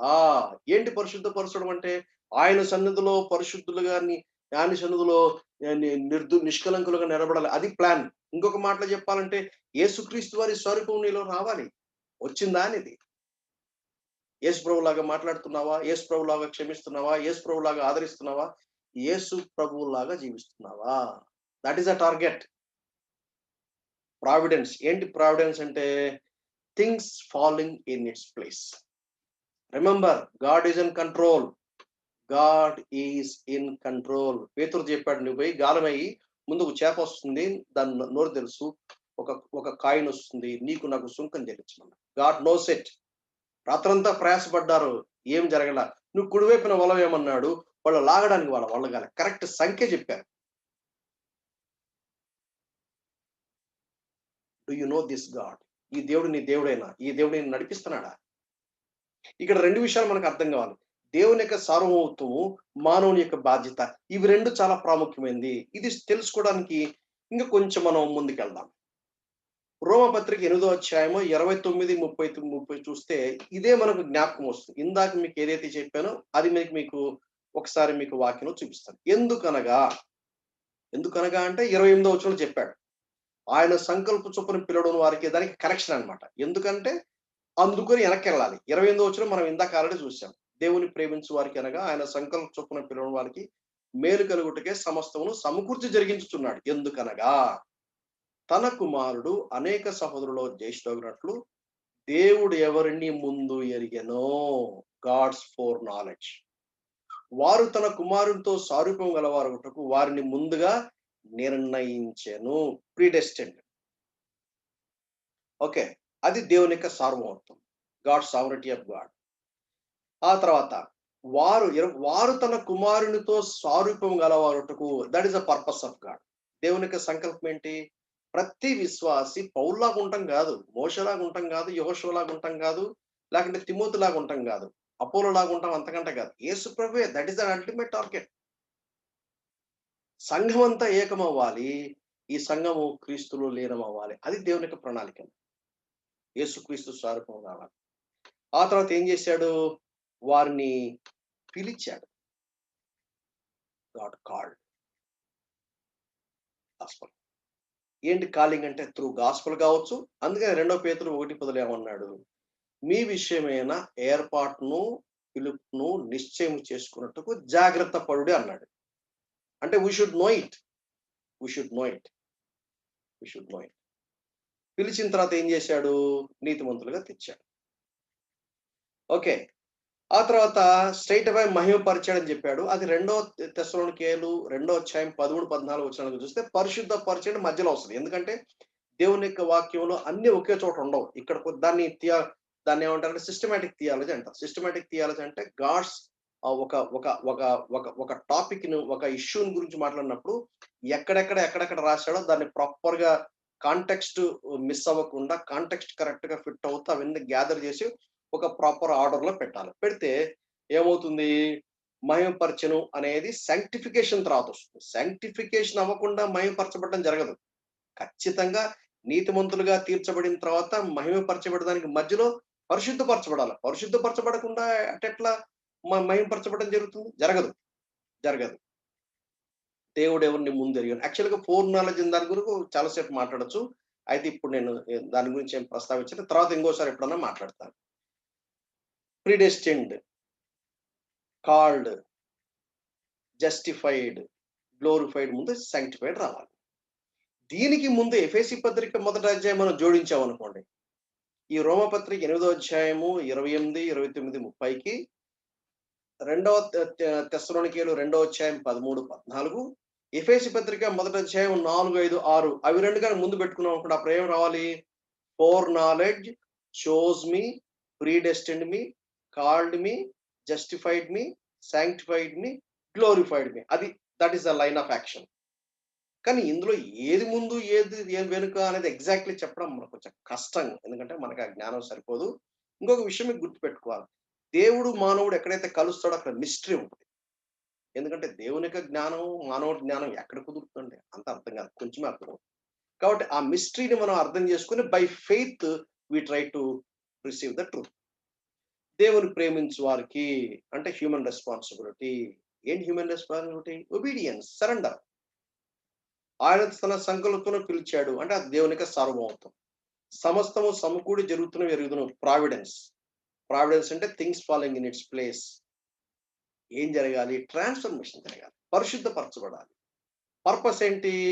యేసుక్రీస్తు వారి యొక్క స్వారూప్యములకు to transform into the image of Christ. ఏదెను తోట ఆదికాండం 3వ అధ్యాయంలో దేవుని స్వరూపంలో చేయబడిన ఆదాము అవ్వలు పాపమును బట్టి రూపాన్ని కోల్పోయారు. The image of God was disformed, disfigured. అందుకనే యెషయా గ్రంథం 53లో చూసినప్పుడు పాపము ఆయన మీద పడ్డప్పుడు ఆయన స్వరూపము లేని వాడుగా, ఆయన చూడనులేని వాడుగా కనపడ్డాడు. ఎందుకు అంటే నా పాపం ఆయన మీద పడిందని అర్థం అనమాట. ఇప్పుడు పడి ఆయన నన్ను నీతిమంతుడిగా చేశాడు. ఆయన నీతిమంతత్వం నాకు అప్పగించాడు. ఆయన ఏ విధంగా పరిశుద్ధంగా ఉండాలో నేను ఆ విధంగా పరిశుద్ధంగా ఉండాలి. అది తాత్పర్యం. ఇది మనకు అర్థం కావాలంటే ఇంకా కొంచెం బ్రీఫ్‌గా ఒక చిన్న ఒక అండర్‌స్టాండింగ్ కలిగి ఉండే ప్రయత్నాన్ని మనం చేద్దాం. 3 విధాలుగా అర్థం చేసుకోవాలి. Decretive will of God, preceptive will of God, specific will of God. దీని గురించి ఇంతకు ముందు మీకు పరిచయం చేశాను. ఏంటి డిక్రేటివ్ విల్ ఆఫ్ గాడ్ అంటే? దేవుడు తన సార్వభౌమత్వం చొప్పున ఆయన ఎవరిని ఆయన ఏర్పాటు లేక ఆయన భవిష్యత్తు జ్ఞానము ఆయన ఏర్పాటు చేసుకుంటాడు, లేక చూస్ చేసుకుంటాడు. ఆయన ప్రీడెస్టిన్ చేస్తాడు. అంటే నీ డెస్టినీని ఆయన ముందే నిర్ణయిస్తాడు. ఆ తర్వాత పిలుస్తాడు, నీతిమంతులుగా తీరుస్తాడు. తర్వాత ఎవరెవరు, ఎప్పుడెప్పుడు, ఏమేమి, ఎక్కడెక్కడ ఉండాలో మొత్తం ఆయనే డిక్రేటివ్. ఆయన పర్ఫెక్ట్ విజ్డము, ఆయన పరిపూర్ణుడు, ఆయన ఆమ్నిసియంట్ God, omni present God, almighty God. కాబట్టి దేవుడు ఎప్పుడు పొరపాటు చేయడు. పర్ఫెక్ట్ విజ్డమ్, దాన్ని ఎవరు భంగం చేయలేరు. దేవుని ప్రణాళికలు ఎవరు భంగం చేయలేరు. ఆయన ప్లాన్ చేస్తాడు, ఎగ్జిక్యూట్ చేస్తాడు, ఫినిష్, దట్స్ ఇట్. అది మనకు తర్వాత అర్థమవుతుంది. ఆ డెకరేటివ్ విల్ ఆఫ్ గాడ్ అంటే దేవుని యొక్క నైతిక విలువలు మనం ఇందాక చూసాం. అది ఎక్కడ పెడతాడు? ప్రిసెప్టివ్ విల్ ఆఫ్ గాడ్. ఇది దేవుని యొక్క వాక్యం. ప్రిసెప్టివ్ విల్ ఆఫ్ గాడ్ అంటే దేవుని యొక్క వాక్యంలో పొందుపరిచాడు. ఇది మనకందరూ ఎక్స్ప్లెయిన్ చేస్తాడు. డెకరేటివ్ విల్ ఆఫ్ గాడ్ అంటే God plans, God executes, we know only after execution. Perfect గా ఉంటది. అది అందులో ఎవరేమో లోపం పడ్డ మనం ఎవరు ఆయన అడగడానికి అని పౌలు అంటాడు. మనం ఎవరు ఆయన అడగడానికి? ఆయనకు సమస్త జ్ఞానం కలిగిన వాడు. ఆయన ఏం పొరపాట్లు చేయడు. ఆయన పర్ఫెక్ట్ గాడ్ అని బైబిల్ చెప్తుంది. పరిశుద్ధమైన దేవుడు అని బైబిల్ చెప్తుంది. ప్రిసెప్టివ్ విల్ ఆఫ్ గాడ్ ఏంటి? Revealed God's will in the word of God. దేవుని యొక్క వాక్యం అంటారు. స్పెసిఫిక్ విల్ ఆఫ్ గాడ్ అంటే ఒక్కొక్కరి కోసం, నీ కోసం, నా కోసం ఒక స్పెసిఫిక్ విల్ దేవునికి ఉంది. అది ఇర్మియా 29:11. అయితే ఇప్పుడు స్పెసిఫిక్ విల్ ఆఫ్ గాడ్ లో దేవుని డిక్రేటివ్ విల్ అనేది ఎప్పుడు కూడా ప్రిసెప్టివ్ అంటే వాక్యంలో దేవుని యొక్క సత్యం ఏమైతే ఉందో యాక్చువల్ గా అదే అక్షరాల జరగాలి. ఎందుకంటే that is the God's perfect will. నా స్పెసిఫిక్ విల్ నేను కూడా ఎలా ఉండాలంటే కరెక్ట్ గా దేవుని యొక్క వాక్యంలో దేవుని యొక్క మనసు, దేవుని యొక్క సంకల్పం ఏదైతే నాకు అర్థమవుతుందో నేను ఆ ప్లాన్ లో ఆ ఎంపిక దేవుడు నన్ను చూస్ చేసుకున్నాడు. ఆ చూస్ చేసుకున్న దాంట్లో నేను ఫిట్ అవ్వాలి. Decretive will of God and preceptive will of God they go side by side. Or they are both or అంటే దేవుని యొక్క పరిపూర్ణమైనటువంటి జ్ఞానము, పరిపూర్ణమైనటువంటి చిత్తము దేవుడు తన వాక్యంలో మన కోసం పొందుపరిచాడు. అంటే ఆయన పరిశుద్ధతను బట్టి ఆయన పొందుపరిచి మనకు చెప్పాడు. గాడ్స్ పర్ఫెక్ట్ విల్ అని చెప్పాలి. గాడ్స్ రివీల్డ్ రెవల్యూషన్ అని కూడా చెప్పొచ్చు. అలా కూడా చెప్పొచ్చు. స్పెసిఫిక్ విల్ ఆఫ్ గాడ్ ఎలా ఉండాలి? నా కోసం కలిగినటువంటి దేవుని స్పెసిఫిక్ విల్ ఎలా ఉండాలి? వాక్యంలో దేవుడు ఏదైతే బయలుపరిచాడో ఆ చొప్పున ఉండాలి. వాక్యానికి బయట క్వశ్చనే లేదు. ఎందుకంటే ఇట్ ఈస్ సీల్డ్. వాక్యాన్ని ఎవరు కలపడానికి వీల్లేదు, తీసివేయడానికి వీల్లేదు. సో ప్రతి వారికి సంబంధించిన ఇందులో ఉంది. ఇప్పుడు ఆదికాండం నుంచి ప్రకటన కూడా చదువుతున్నప్పుడు దేవుడు మోషని ఎలా హ్యాండిల్ చేశాడు, అబ్రహాంని ఎలా హ్యాండిల్ చేశాడు, యాకూబ్ని ఎలా హ్యాండిల్ చేశాడు, యోషువని ఎలా హ్యాండిల్ చేశాడు, ఆ లాస్ట్ పర్సన్ వరకు ఎలా హ్యాండిల్ చేశాడు, బైబిల్లో ఇవన్నీ చదివితే గాడ్స్ మైండ్ సెట్ ఏంటి, గాడ్స్ పర్పసెస్ ఏంటి, దేవుడు పనిచేసే విధానం ఏంటి, అవన్నీ అలా అర్థమైపోతాయి అన్నమాట. ఎవరికి ఈ 66 పుస్తకాలు బాగా స్టడీ చేసి 66 పుస్తకాల గురించి ఒక అవగాహన కలిగిన వాడికి దేవునికి బిగ్గర్ ప్లాన్ అనేది అర్థమవుతుంది. అప్పుడు లోకల్ కాంటెక్స్ట్ ని ఆ బిగ్గర్ కాంటెక్స్ట్ లో కరెక్ట్ గా మనం ఫిట్ అవడానికి సాధ్యమవుతుంది. అది లేకుండా ఏదో కొద్దిగా 4 సందేశాలు, 10 సందేశాలు, 20 సీడీలు అవే తిప్పేస్తా ఉంటే మనకేం అర్థం కాదు. అయితే కొన్నిసార్లు ఏమవుతుందంటే, ఈ స్పెసిఫిక్ విల్ అంటే నా కోసము దేవుడు తీర్మానించింది, అది ప్రిసెప్టివ్ విల్ అంటే దేవుని వాక్యానుసారంగా ఉండదు. ఎందుకంటే అయిపోయిన తర్వాత తెలిసి ఎందుకబ్బా దేవుడు నా జీవితాన్ని ఇది రానిచ్చాడు? ఎందుకు ఇలా రానిచ్చాడు? అని నేను చాలా సార్లు ప్రశ్న చేయాల్సొస్తుంది. ఎందుకంటే నేను విశ్వాసిని, ఆయన్ని ప్రేమిస్తున్నాను. అయితే నా జీవితంలో కొన్నిసార్లు ఎందుకు ఇలా జరిగింది? ఇలా జరగకూడదు కదా! దేవుని యొక్క పర్ఫెక్ట్ విజ్డమ్ ప్రకారంగా పర్ఫెక్ట్‌గా నేను ఎందుకు ఇలా ఉన్నాను? అని నేను పరీక్షించుకోవాల్సొస్తుందన్నమాట. దేవుని యొక్క పర్ఫెక్ట్ విల్ వేరే, పర్మిసివ్ విల్ వేరే. దేవుని యొక్క పర్ఫెక్ట్ విల్ అనేది దేవుని యొక్క వాక్యానుసారంగా ఉండాలి. కానీ కొన్నిసార్లు దేవుడు పర్మిట్ చేస్తాడు. ఏంటి సంఘం అంటే ఇలా ఉండాలి గదా! సంఘంలో ఇలా ఉండమని చెప్పింది గదా! సంఘంలో నాయకులు ఇలా ఉండాలి గదా! సంఘంలో ఎందుకు ఇట్లా ఉంది? మనకు ప్రశ్నలొస్తాయి. ఎందుకు ఇలా ఉందంటే God permitted to happen so. మీకు అర్థమవుతుందో లేదో? పర్ఫెక్ట్ విల్ ఆఫ్ గాడ్ అనేది revealed in the word of God. ఈ స్పెసిఫిక్ విల్ గూడా పర్ఫెక్ట్ విల్ చొప్పున ఉండాలి. ఆ స్పెసిఫిక్ విల్ అనేది పర్మిసివ్ విల్ ఆఫ్ గాడ్ చొప్పున ఉండకూడదు. కానీ ఇప్పుడు ఉంటున్నాయి. అదే డిక్రేటివ్ విల్‌గా తయారైందనమాట. దీన్ని బట్టి మనకేం అర్థమైందంటే, గాడ్స్ సావరిటీ, హ్యూమన్ రెస్పాన్సిబిలిటీ గురించిన ఒక ఖచ్చితమైన అవగాహన మనం కలిగి ఉండాలి. For example, if the specific will of God is found not according to the preceptive will of God. అంటే దేవుడు నా కొరకు దేవుడు ఒక ప్రణాళిక కలిగి ఉన్నాడు. ఆ ప్రణాళిక ఇప్పుడేమైంది పాస్ట్ అయిన తర్వాత మనకు అర్థమవుతుంది అనుకున్నాం కదా! డిక్రేటివ్ విల్ ఆఫ్ గాడ్. అది ఎలా ఉందంటే దేవుని యొక్క వాక్యానుసారంగా కరెక్ట్‌గా జరగట్లా. ఎందుకని జరగట్లా? ఎవరిని బ్లేమ్ జేయాలి? Is God held responsible? No. ఎందుకంటే దేవుడు పర్ఫెక్ట్ గాడ్ కాబట్టి ఏం చేసినా పర్ఫెక్ట్‌గా చేస్తాడు. కానీ ఇంపర్ఫెక్ట్ అయింది అంటే అర్థమేంటి? I am responsible. For example మీకు చిన్న ఎగ్జాంపుల్ చెప్తే మీకు బాగా అర్థమవుతుంది. ఇప్పుడు ఒక యవ్వనస్తుడికి పెళ్లి చేయాలి. యవ్వనస్తుడికి పెళ్లి చేయాలంటే తల్లిదండ్రులు ఏం చేయాలి? దేవుని యొక్క చిత్తం కరెక్ట్‌గా గ్రహించి, ఆ పిల్లవాడికి ఒక విశ్వాసిని తీసుకొచ్చి పెళ్లి చేయాలి. కానీ ఇప్పుడేమైంది? ఈ తల్లిదండ్రులకు వాళ్ళకి మంచి కట్నం వస్తుంది. మంచి ఆఫర్ వచ్చింది. వాళ్ళ కులము, వాళ్ళ బ్యాక్‌గ్రౌండ్ ఎక్సెట్రా వగైరా బంధువులు వాళ్ళు వీళ్ళు అన్ని పట్టుకొని వాళ్ళేం చేశారంటే, "వీళ్ళేం కాదులేరా కావాలంటే తర్వాత వచ్చేస్తారులే. ఏం పర్లేదు మేమంతా ఉన్నాం గదా!" అది ఇది అని చెప్పేసి ఏం చేశారంటే, ఆ పిల్లోడికి రాంగ్ మ్యారేజ్ చేశారనుకోండి. రాంగ్ మ్యారేజ్ చేసి సఫర్ అయ్యేది ఎవరు? అందరూ సఫర్ అవుతారు. ఎక్కువగా సఫర్ అయ్యేది ఎవరు? యవ్వనస్తుడు ఎక్కువ సఫర్ అవుతాడు. ఇప్పుడు యవ్వనస్తుడు ఒక ప్రశ్నేస్తాడు. ఏంటబ్బా! నా లైఫ్ అనేది ఇట్లయిపోయిందేంటి? ఇట్లయిపోయిందేంటి అని. అందులో మిస్టేక్ ఎవరిది? అందరిది మిస్టేక్. ఫాదర్ మిస్టేకే, మదర్ మిస్టేకే. దాంతో పాటు యవ్వనస్తుడు కూడా మిస్టేక్. వాడేం చేయాలి? నిలబడాలి. నో. నేను దేవుని చిత్తానుసారంగా చేసుకుంటాను. నేను విశ్వాసమే చేసుకుంటాను. ఎట్టి పరిస్థితుల్లో అవిశ్వాసం చేసుకొని వీడు నిలబడాలి. వాడు నిలబడలేదు. He made a mistake. Parents mistake చేశారు. మరి దేవుడు పెళ్లాపొచ్చు కదా! ఆపడం. ఎందుకు? ఫ్రీడమ్ దేవుడిచ్చాడు. వాక్యాన్ని చెప్పాడు. విశ్వాసిని చేసుకోవాలని చెప్పాడు. ఆ విశ్వాసిని కూడా ప్రార్థన పూర్వకంగా దేవుని యొక్క సంకల్పం చొప్పున ఎవరు చేసుకోవాలో వాళ్ళే చేసుకోవాలి. ఇప్పుడు ఇటువంటి మిస్టేక్స్ మనం చేస్తాం. ఈ మిస్టేక్ చేసినప్పుడు మనం సఫర్ అవుతామా? సఫర్ అవ్వమా? అవుతాం. అది నేను చెప్పేదన్నమాట. అది. దేవుని ప్రేమించు వారికి అనగా ఆయన సంకల్ప చొప్పున పిలువబడిన వారికి మేలు కలుగుటకే సమస్తమును సమకూర్చి జరిగించుచున్నాడు ఎరుగుదుము. ఏమిటి దేవుని ప్రేమించువారంటే? దేవుని సంకల్పం చొప్పున పిలువబడిన వారు. అంటే అర్థం ఏంటి? రక్షించబడతారు. రక్షించబడడం మాత్రమే కాకుండా, రక్షించబడిన తర్వాత ఆయన సంకల్పం చొప్పున నడవాలి. ఆయన సంకల్పం ఏంటి? పవిత్రంగా బతకాలి. రాజీ పడకూడదు. నీతి కోసం జీవించాలి. అబ్బా! అట్లుంటే కష్టం గదన్నా! కష్టం అవ్వాలి మరి. అయితే పర్లేదు దేవుడు చూసుకుంటాడు. God will take care. చిన్న ఎగ్జాంపుల్ చెప్తాను. మా ఫ్రెండ్ ఉన్నాడు.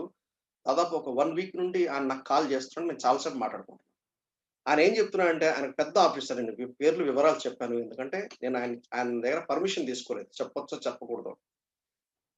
ఆయన వాళ్ళ బాస్ విపరీతంగా సతాయిస్తున్నారు.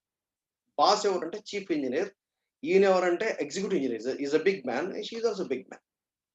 లీవ్ పెట్టాడు. సెలవు తీసుకున్నాడు. ఒక పని మీద వెళ్ళాడు. సొంత ఊరికెళ్ళాడు. బాస్ వచ్చి ఈయన సొంత ఊరికెళ్ళినప్పుడు ఆఫీస్‌కొచ్చి ఏంటి ఆఫీస్‌లో ఎవరు లేరే? ఎక్కడ పోయారు? Nothing doing. నేనొచ్చినప్పుడు ఎవరు లేరు అని చెప్పేసి సడబడా విపరీతంగా మాట్లాడితే బాగా హర్ట్ అయిపోయాడు. మంచి బిలీవరు. ఒక సంఘానికి నాయకుడు. ఆయన బాగా హర్ట్ అయిపోయాడు. ఏం చెప్పాలో అర్థం కాలేదు. నాకు ఫోన్ చేశాడు మర్నాడు. నేనన్నా, "దేవుడు సార్వభౌముడు. దేవుడు ఎందుకు అనుమతిచ్చాడు? నువ్వు ఒక పని చెయ్యి. నువ్వు దేవునికి లోబడి నువ్వు కీప్ క్వైట్. నువ్వు అన్యుల్లాగా రెస్పాండ్ అవ్వకు. ఒక విశ్వాసులాగా రెస్పాండ్ అవ్వు" అంటే ఆయన కామ్‌గా ఉన్నాడు. ఏం మాట్లాడలేదు. నెక్స్ట్ డే నైట్ కల్లా ట్రాన్స్‌ఫర్ వచ్చేసింది నాకు. Next day same day night అక్కడ ఉన్న వాళ్ళందరూ అన్నారంట, ఇదిగో సార్‌ని అమాయకమైన మంచి సార్‌ని పట్టుకొని అనవసరంగా బాగా ఇన్సల్ట్ చేసింది. వెంటనే దేవుడు చేశాడని వాళ్ళు చెప్పుకుంటున్నారు. నాకు ఇవాళ పొద్దున ఫోన్ చేసి చెప్పాడు. ప్రియమైన సహోదరి, సహోదరులారా, this is not a story. This is truth. Even నా లైఫ్‌లో కూడా నేను చాలా చూసాను, చెప్పగలను. నా పాయింట్ ఏందంటే 2020 దాటిపోతుంది గదా!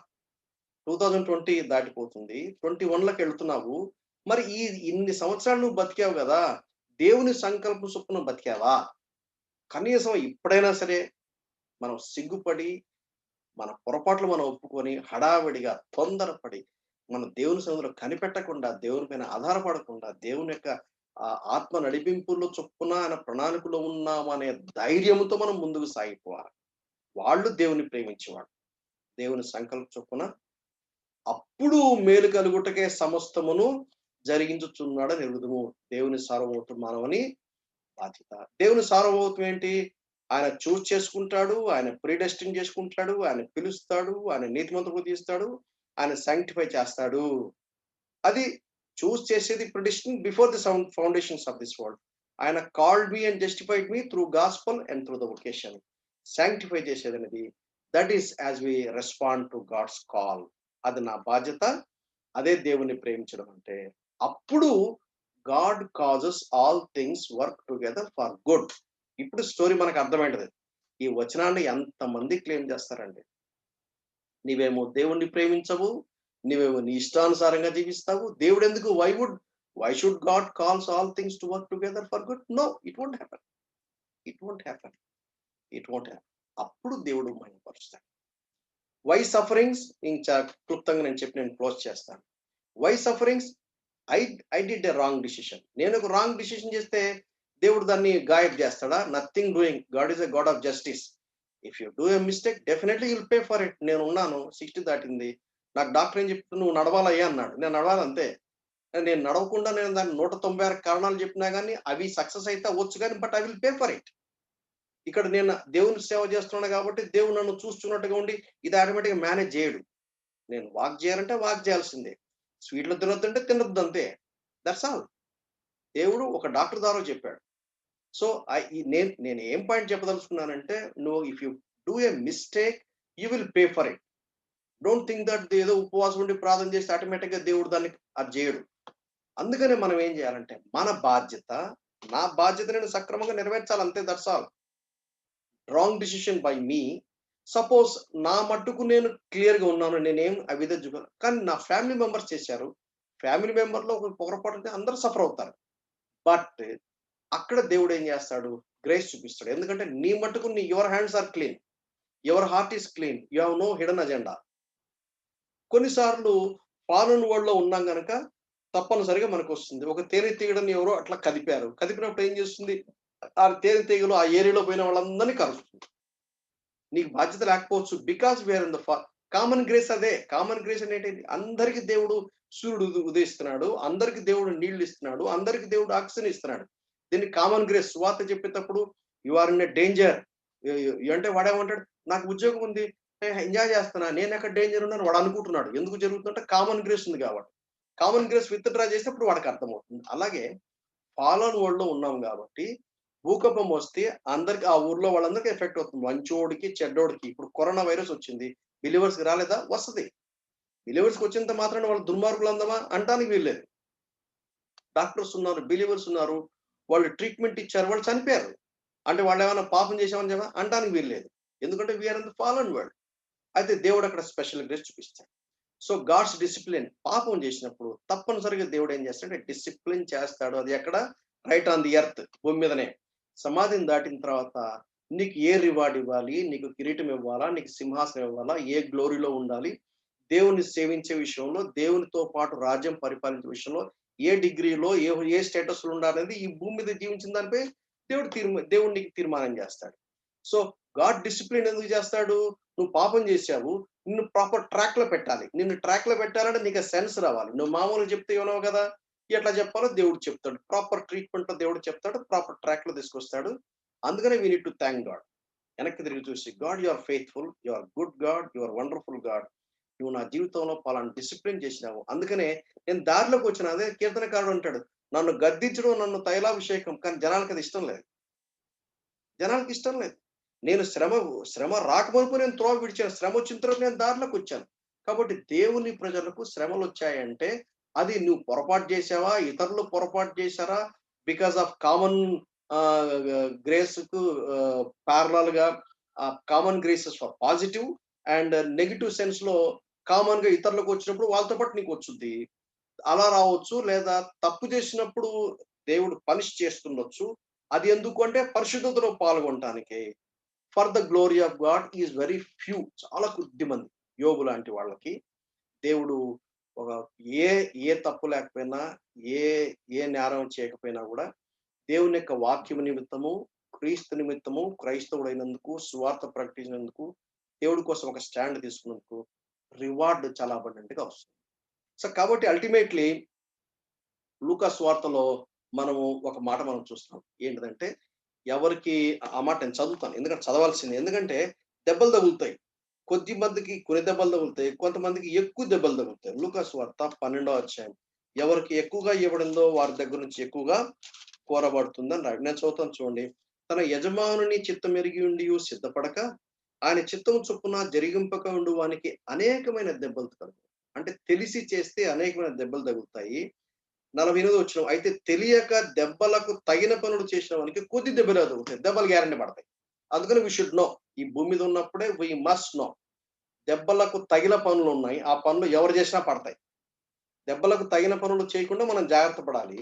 ఆ తర్వాత దేవుడు మనకెంత ఎక్కువ ఇచ్చాడో దానికి ఈక్వల్‌గా మనము because God's justice is perfect justice. చేసే పాపమును బట్టి ఏమవుతుందంటే దేవుని నామానికి అవమానం అవుతుంది. కుటుంబానికి, సంఘానికి అవమానం అవుతుంది. సాక్ష్యం పోతుంది. మన రివార్డ్ గూడా పోతుంది. Discipline on the earth, reward for the eternity. మనం ఇందాకే చూసాం. మంచి పోరాటం పోరాడాము. నా పరుగును కడముట్టించితిని. విశ్వాసాన్ని కాపాడుకుంటున్న పౌలు చెప్పాడు. మనం చెప్పాలి. ఈ లైఫ్ పోరాటంతో కూడిన లైఫు. ఇది కడముట్టించిందంటే ఎండ్ ఆఫ్ ది లైఫ్ వచ్చానని తెలిసిన దానికి మనకు తెలియాలి. విశ్వాసం కాపాడుకుంటున్నంటే వాక్యానుసారంగా జీవించాలని అర్థం. యోసేపు అలా జీవించాడు. దేవుడు యోసేపుని హెచ్చించాడు. దావీదు అలా జీవించాడు. దావీదుని హెచ్చించాడు. అయితే యోనా అడ్డం తిరిగిపోయాడు. తుఫాను తీసుకొచ్చాడు. క్రమశిక్షణ చరిత్రం అలా వెనక్కి తీసుకొచ్చాడు. యోబు అలా జీవించాడు. యోబుకు డబుల్ బ్లెస్సింగ్ వచ్చింది. పౌలు అలా జీవించాడు. అందుకనే శ్రమలు లైట్ అఫ్లిక్షన్ అంటాడు. Light affliction. కొంచెం శ్రమలు అంటాడు. ఈ భూమి మీద ఆయన హీ హీ ఆయన అన్ని అలా things fell in its place. సమస్తము సమకూర్చబడి జరిగించి అలా చేశాడు. అలా నీవు నేను ఉండటానికి చాలా ప్రాముఖ్యం. చివరగా 4 మాటలు ప్రామిసెస్ గురించి చెప్తాను. ఎందుకు ప్రామిసెస్ అంటే 2 కొరింథీ 7:1 ట్రాన్స్‌ఫర్మేషన్ చేయటానికి. Number 1 reason. నంబర్ 2 ఎందుకంటే మెచ్యూరిటీ. అంటే ఆధ్యాత్మిక పరిపక్వ స్థితిలోకి రావడానికి అది పర్పస్. ఈ ప్రామిసెస్ ఎవరు క్లెయిమ్ చేయగలరు? కన్విక్షన్స్. వాక్యం ద్వారా ఆ ప్రామిసెస్ నేను స్టడీ చేస్తున్నప్పుడు ఇది నాదే అనే కన్విక్షన్స్ నాకు లేకుండా క్లెయిమ్ చేయడానికి వీలు కాదు. నంబర్ 2 కండిషన్స్ ఉంటుంది. ప్రతి ప్రామిసెస్‌కి ఒక షరతు ఉంటుంది. షరతు నెరవేరిస్తేనే కండిషన్ నెరవేర్చడం. మూడోది నెరవేర్చిన తర్వాత పేషెంట్‌తో కనిపెట్టుకోవాలని దేవుడు తగిన సమయంలో ఆయన వాగ్దానం నెరవేరుస్తాడు. 3 విషయాలు. వాగ్దానం ఎవరంటే వాళ్ళు క్లెయిమ్ చేయలేరు. ఎవరు క్లెయిమ్ చేస్తారు? వాక్యం ద్వారా ఆ కన్విక్షన్స్ రావాలి. యెస్, ఇది నాది అనే కన్విక్షన్స్ రావాలి. అది రోమపత్రిక 4:20 కూడా చూస్తే తెలుస్తుంది. రెండవది కండిషన్ ఉంటుంది. మూడోది పేషెంట్‌తో వెయిట్ చేయాలి. పర్పస్ ఏంటి? ట్రాన్స్‌ఫర్మేషన్. పరిశుద్ధతలో రావడానికి శరీరానికి, ఆత్మకు కలిగినటువంటి కల్మషం నుంచి తొలగించడానికి ఇచ్చాడు. రెండోది మెచ్యూరిటీలో రావడానికి ఇచ్చాడు. తర్వాత కాంటెక్స్ట్‌ని ఎట్టి పరిస్థితిలో మనం పక్కకు జరగకూడదు. ఎందుకంటే టైమ్ గ్యాప్ ఉంది, లాంగ్వేజ్ గ్యాప్ ఉంది, డిఫరెంట్ సర్కమ్‌స్టాన్సెస్ ఉన్నాయి. హిస్టారికల్ కాంటెక్స్ట్, కల్చరల్ కాంటెక్స్ట్ వేరే. వాక్యము అక్షరాలా నెరవేర్చబడుతుంది. మొదటి రోజులు 8:56 ఒక్క మాట కూడా పడిపోదు. ఎందుకంటే దేవుడు బ్యాకప్ చేస్తాడు. అవును అన్నవి అవును లాగానే చేస్తాడు. నమ్మకంగా గాడ్ ఈస్ ఫెయిత్‌ఫుల్ కాబట్టి గ్యారంటీ చేస్తాడు. అయితే టెక్స్ట్‌లో నుంచి బయటకి తీయకూడదు. అంటే అర్థం ఏంటి?